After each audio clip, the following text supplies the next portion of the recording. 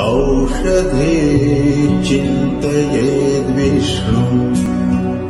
भोजने च जनार्दनम् शयने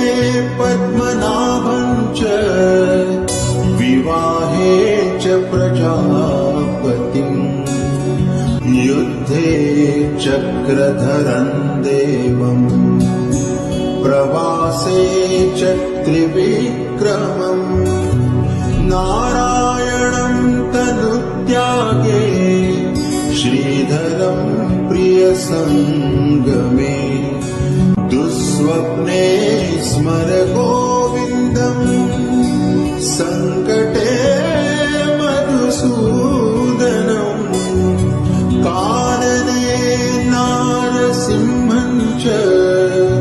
पावके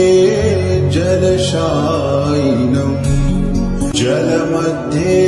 वराहं च पर्वते रघुनन्दनम् गमने वामनं चैव सर्वकार्येषु माधव